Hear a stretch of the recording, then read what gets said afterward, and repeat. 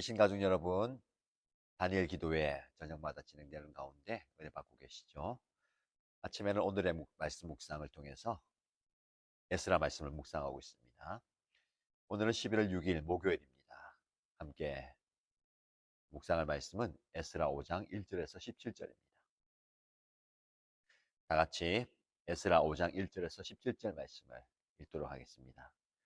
그때 학계 예언자와 이도의 아들 스가랴 예언자가 자기들이 받들어 섬기는 이스라엘의 하나님의 이름으로 유다와 예루살렘에 사는 유다 사람들에게 예언을 하기 시작하였다. 같은 때에 스알디엘의 아들 스룹바벨과 요사닥의 아들 예수아가 예루살렘에 있는 하나님의 성전 건축 공사에 착수하였다. 하나님의 두 예언자도 그들을 도왔다. 바로 그때에 유프라테스 강 서쪽 지방의 다뜨네 총독이 스달보스네와 동료 관리들을 데리고 그들에게 와서 누가 그 성전을 다시 지으라고 하였는지, 누가 성벽 공사를 마치라고 하였는지를 물었다. 그들은 또한 성전 재건을 돕는 사람들의 이름도 밝히라고 요구하였다. 그러나 하나님이 유다의 원로들을 돌보아 주셨으므로 아무도 그 일을 막을 수 없었다. 페르시아 관리들은 이 일을 다리우스 왕에게 알리고 회답을 기다리는 수밖에 없었다. 유프라테스 강 서쪽 지방의 다뜨네 총독은 스달보스네와 동료 관리들인 유프라테스 강 서쪽 지방의 관리들과 함께 다리우스 왕에게 글을 올렸다. 그 글의 내용은 다음과 같다. 다리우스 임금님께서 평안하시기를 빌며 임금님께 아뢰립니다. 저희가 유다 지역에 갔을 때에 그곳 백성이 크신 하나님을 모시려고 성전을 짓고 있는 것을 보았습니다.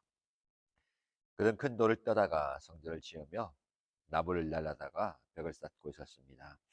감독관들의 관리 아래 공사는 빈틈없이 잘 진행되어 가고 있었습니다. 그래서 저희는 원로들에게 누가 그 성전을 다시 지으라고 하였는지, 누가 성벽 공사를 마치라고 하였는지를 물었습니다. 또한 임금님께 공사 책임자들의 명단을 만들어서 알려드리려고 그들의 이름도 물었습니다. 그들이 우리에게 한 대답은 다음과 같습니다. 우리는 하늘과 땅의 주인이신 하나님을 섬기는 사람입니다. 우리는 지금 허물어진 성전을 다시 짓고 있습니다. 이 성전은 본래 옛날 이스라엘의 어떤 큰 왕이 짓기 시작하여 완공하였던 것입니다. 그런데 우리의 조상이 하늘의 하나님을 노엽게 하였으므로 하나님이 우리의 조상을 갈대아 사람 바벨로니아 왕 느부갓네살의 손에 넘기셨습니다. 그가 이 전을 허물고 백성을 바벨로니아로 사로잡아 갔습니다. 그러나 고레스 왕께서 바빌로니아 왕이 된 그해 첫 해에 하나님의 성전을 지으라고 칙령을 내렸습니다. 그뿐만 아니라 그는 느부갓네살이 예루살렘 성전에서 꺼내어서 바빌론 신전으로 가지고 간 성전의 금그릇과 은그릇을 그 신전에서 꺼내어 돌려주기까지 하였습니다. 그때 고레스 왕께서는 세스바살을 총독으로 임명하고 그 그릇들을 주면서 그에게 그것들을 모두 예루살렘으로 가지고 가서 성전에 두라고 하셨습니다. 또 하나님의 성전을 제자리에 다시 세우라고 말씀하셨습니다. 바로 그 세스바살이 예루살렘으로 와서 하나님의 성전 기초를 놓았습니다. 그때부터 오늘까지 줄곧 일을 하였으나 아직 다 마치지 못하였습니다. 아래옵기 황송하오나 임금님께서 바빌론의 왕실 문서 창고를 살펴보시고 정말 고레스 왕께서 예루살렘에다가 하나님의 성전을 다시 지으라고 칙령을 내리신 적이 있는지 알아보시는 것이 좋겠습니다. 그 다음에 일을 어떻게 하면 좋을지를 결정하시고 일러 주시기 바랍니다. 아멘. 오늘 우리가 함께 읽은 본문의 말씀을 중심으로 다시 시작된 성전 건축이라는 제목으로 말씀을 묵상하겠습니다. 오늘 말씀은 약 15년간 중단되었던 예루살렘 성전 재건 공사가 어떻게 다시 시작되는가를 보여줍니다. 4장에서 우리가 살펴봤는데요.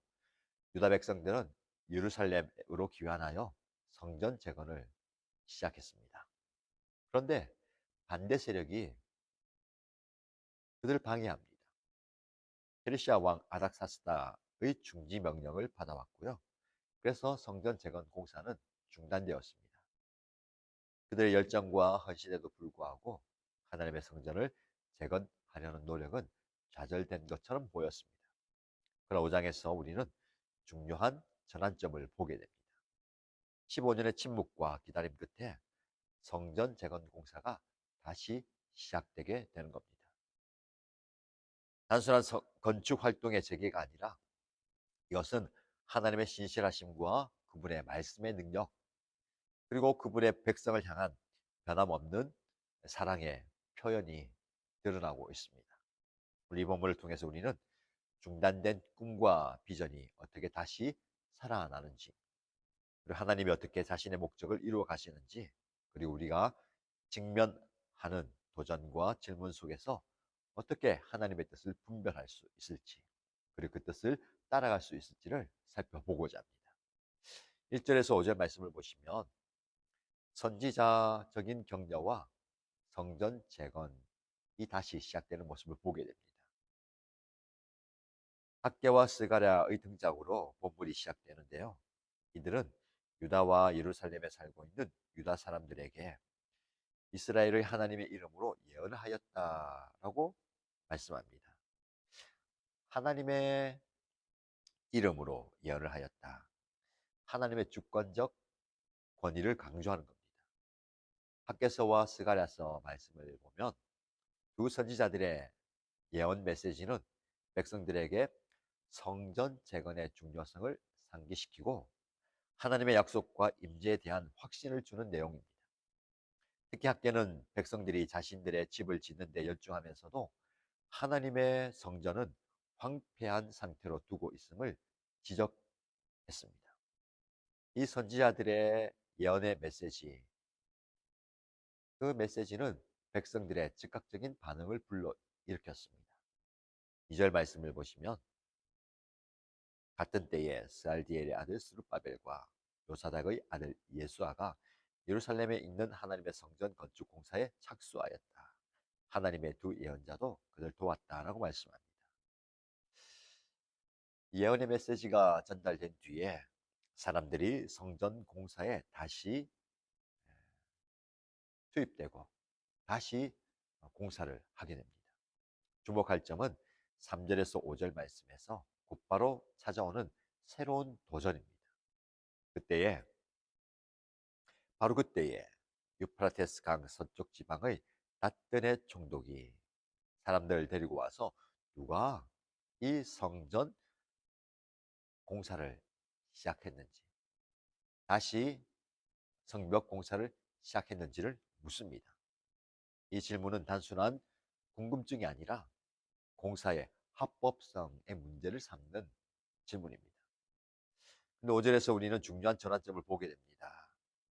5절 말씀을 보시면 그러나 하나님이 유다의 원로들을 돌보아 주셨으므로 아무도 그 일을 막을 수 없었다라고 말씀합니다.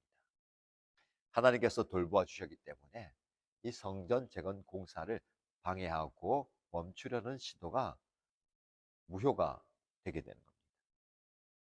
하나님께서 그냥 지켜보는 것이 아니라 하나님의 주권적인 섭리와 일하심을 보게 됩니다.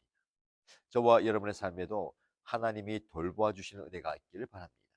하나님께서 개입하셔서 공사가 계속될 수 있도록 하는 역사, 하나님의 일을 하나님께서 하나님의 방법으로 이루시는 역사가 일어나게 되는 겁니다.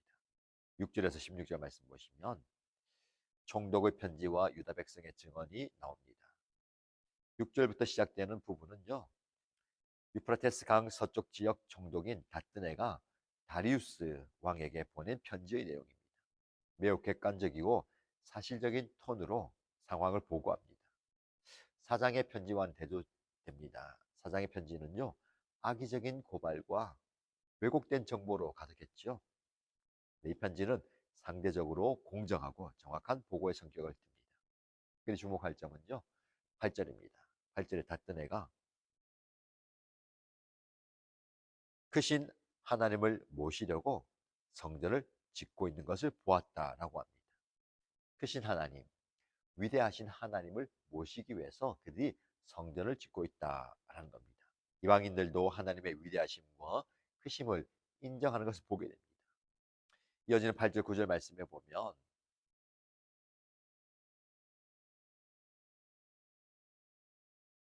그들이 열심히 돌을 떠다가 나무를 날라다가 벽을 쌓고 있다. 공사는 빈틈없이 잘 진행되고 있다라는 것을 보고합니다. 매우 열정적이고 효율적으로 열심히 일했다라는 것을 보게 됩니다. 이어지는 10절에서 16절 말씀 보면 유다 장로들의 증언들을 보게 됩니다. 그들은 성전 재건의 역사적 배경과 정당성에 대해서 분명히 증언하죠. 특히 11절 말씀 보면 그들은 자신들을 하늘과 땅의 주인이신 하나님을 섬기는 사람입니다 라고 소개합니다. 그들의 정체성, 자신이 누구인지에 대해서 분명히 알고 있습니다. 하나님과의 관계에서 그것을 찾고 있다라는 겁니다. 하늘의 땅의 주인이신 하나님을 섬기는 사람이 바로 저희들입니다 라고 이야기하는 겁니다. 12절에서 16절 말씀 보시면 그들은 성전 파괴와 재건의 역사를 간략하게 요약합니다. 우리 조상이 하늘의 하나님을 노하게 하였으므로 하나님이 우리 조상을 바빌로니아 왕 느부갓네살의 손에 넘겨주셨고, 그러나 페르시아 왕 고레스 제 첫째 해에 임금님께서 하나님의 성전을 다시 지으라고 조서를 명령을 내리셨다라고 이야기합니다. 이 증언은 자신들의 역사에 대한 정직한 인정, 그리고 하나님의 섭리에 대한 깊은 이해를 봅니다. 성전 파괴와 단순한 정치적 사건이 아니라 하나님에 대한 불순종의 결과였음을 인정하는 것입니다. 그리고 성전 재건이 왕의 조서, 왕의 칙령에 의한 합법적인 활동이다라는 것을 강조합니다. 17절 말씀 보시면 진실 확인을 위한 요청이 나오죠. 그래서 이 모든 것을 들어보았을 때에 닷단에는 다리우스 왕에게 유다 장로들의 주장이 사실인지 확인해 달라고 요청합니다. 이는 그가 유다 백성의 증언을 단순히 무시하지 않고 사실 확인을 통해서 공정한 판단을 내리겠다라는 것을 보여줍니다. 이 요청은 다음 장 6장에 다리우스 왕이 실제로 기록 보관소를 조사하게 하고 고레스의 칙령을 발견하게 됩니다. 성전 재건을 승인하고 지원하는 새로운 칙령을 내리는 결과로 이어집니다. 오늘 본문의 말씀을 통해서 우리에게 주는 영적 교훈은 무엇이겠습니까? 첫 번째, 하나님의 말씀의 선지자적 능력입니다. 15년간 중단되었던 성전 재건이 재개된 직접적인 계기는 학개와 스가랴의 예언적 메시지였습니다. 아까 말씀드린 것처럼 학개와 스가랴서를 보면 이 두 선지자들은 단순히 상황을 분석하거나 조언을 제공하는 것이 아니라 하나님의 권위로 말씀을 선포했습니다. 학개는 백성들의 우선순위 문제를 지적하고요, 하나님의 영광과 임재에 대한 약속을 전했습니다. 스가랴는 강력한 환상과 예언을 통해서 하나님의 신실하심과 미래에 대한 소망을 선포했습니다. 이 말씀의 선포는 즉각적인 행동의 변화를 가져왔죠. 변화를 일으키는 능력이 바로 말씀입니다. 저와 여러분에게 말씀이 주어질 때에 머릿속에 마음속에만 머무르면 안 되고 삶이 변화되어야 될 겁니다. 히브리서 4장 12절 말씀은 하나님의 말씀은 살아있고 활력이 있어 좌우의 날선 어떤 검보다 예리하다라고 말씀합니다.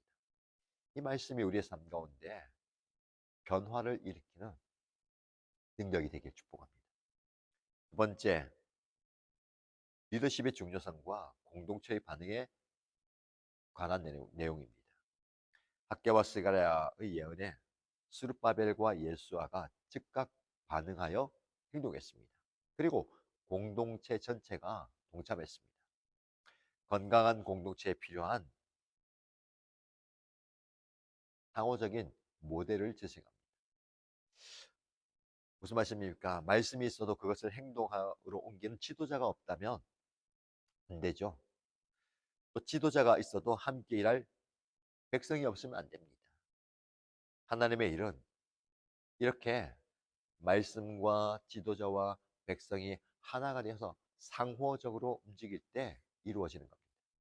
우리 교회 공동체도 말씀의 능력이 지도자에게 임하고 지도자의 솔선수범을 통해서 모든 성도들이 함께 하나님의 일을 이루어가는 공동체가 되면 좋겠습니다. 세 번째, 하나님의 섭리적 보호에 가는 것입니다. 5절에서 하나님이 유다의 장로들을 지켜보고 계시고 돌보아 주셨다라고 말씀하셨죠. 그래서 공사가 중단되지 않았다라고 말씀합니다. 사장에서 반대 세력의 방해와 공격으로 공사가 중단되었지만 5장에서는 유사한 도전에도 불구하고 공사가 계속됩니다. 외부의 환경의 변화나 인간적인 전략이 들어와서가 아니라 하나님의 직접적인 개입 때문이었습니다. 하나님의 섭리와 보호하심이 이렇게 중요한 겁니다. 시편 127편 말씀 보시면 여호와께서 집을 세우지 아니하시면 세우는 자의 수고가 헛되다라고 말씀합니다. 하나님께서 함께 하셔야 되고 하나님께서 개입하셔야 됩니다. 저와 여러분의 삶에 하나님의 개입하심이 있기를 축복합니다. 네 번째, 역사적 진실과 정당성의 중요성입니다. 유다 장로들은 질문을 받았을 때에 성전 재건의 역사적인 배경과 법적 정당성을 명확하게 제시했습니다. 그들은 성전 파괴의 이유, 고레스의 칙령, 세스바사를 통한 성전 기구 반환 등 핵심적인 사실들을 언급했습니다. 이런 역사적 증언은 단순한 정보 제공이 아니라 그들의 행동이 하나님의 섭리적인 역사의 일부이고 페르시아 제국의 법적 체계 안에서 정당한 것을 주장합니다. 오늘날 저와 여러분에게 중요한 교훈이 됩니다. 우리의 신앙은 역사적인 사건들과 하나님의 구체적인 행위에 기초합니다. 예수 그리스도께서 이 땅에 인간의 몸을 입고 오신 것, 십자가를 지시고 죽어주신 것, 그리고 죽음의 자리에 가셨다가 부활하신 것, 이것은 모두가 역사적인 사건들입니다. 이런 역사적 기반을 잊어버리거나 모호하게 만드는 것이 영적 도전입니다. 우리는 역사적 사실에 근거해서 우리의 신앙의 틀을 세워가고 있습니다. 분명히 기억하십시오. 하나님의 말씀은 사실이고 역사적 진리입니다. 그 말씀 위에 굳건하게 서 있기를 축복합니다. 마지막, 하나님의 주권과 인간 통치자의 역할에 대해 중요한 통찰을 주게 됩니다. 본문에서 페르시아 왕들, 그들은 하나님의 목적을 이루는 도구들로 등장합니다. 유다 장로들은 12절에 우리 조상이 하늘의 하나님을 노하게 하였으므로 하나님이 우리 조상을 바빌로니아 왕 느부갓네살의 손에 넘겨주셨다라고 이야기합니다. 그리고 14절 말씀에 페르시아 왕 고레스 제1년에 고레스 임금님께서 하나님의 이 성전을 다시 지으라는 조서를 내렸다라고 증언합니다. 이 진술들은요, 세계 역사의 흐름과 정치적인 사건들이 궁극적으로 하나님의 주권 아래 있다라는 것을 선포하는 것입니다. 심지어 이방 왕들도 자기들이 모르는 사이에 하나님의 목적을 이루는 도구가 되는 겁니다. 로마서 13장 말씀에서 가르치는 원리와도 동일합니다. 권세는 하나님으로부터 나지 않음이 없나니 모든 권세는 다 하나님께서 정하신 바라. 여러분, 하나님은요, 인간 정치 체제와 통치자들까지도 하나님의 주권적인 목적 아래 두시고 당신의 계획을 이루어 가십니다. 그 사실을 우리가 인정한다면 우리가 하나님의 그 크신 섭리 앞에 무릎 꿇을 수가 있는 겁니다. 결론을 내리겠습니다. 에스라 5장 1절에서 17절 말씀은 15년간 중단되었던 예루살렘 성전 재건이 어떻게 다시 시작되었는지를 보여줍니다. 하나님의 말씀의 선지자적 능력, 리더십과 공동체의 중요성, 하나님의 섭리적인 보호하심과 역사적인 진실의 가치, 하나님의 주권과 인간 통치자의 역할에 대한 깊은 통찰을 제공합니다. 오늘 저와 여러분 각자의 삶 속에서도 혹시 중단되었거나 좌절된 꿈과 비전들이 있을 수가 있을 겁니다. 에스라 5장 말씀을 통해서 하나님께서 우리에게 하나님의 때에 하나님의 방법으로 이러한 비전과 꿈들이 다시 일어나기를 축복합니다. 중요한 것은 하나님의 말씀에 귀를 기울이고 하나님의 인도하심에 순종할 때, 그리고 하나님의 섭리적 보호하심을 신뢰할 때에 그 꿈과 비전이 성취되게 되는 겁니다. 하나님은 신실하십니다. 그리고 시작하신 일을 반드시 이루어 내십니다. 방해와 중단이 있을지라도 하나님의 목적은 반드시 이루어집니다. 여러분, 잠시 멈춰 있는 분들, 하나님께서 다시 시작할 수 있는 은혜를 주실 줄 믿습니다. 저와 여러분들 다시 시작함으로 하나님의 능력을 경험하십시다. 이런 은혜를 경험하는 저와 여러분 되시기를 주님의 이름으로 축복합니다.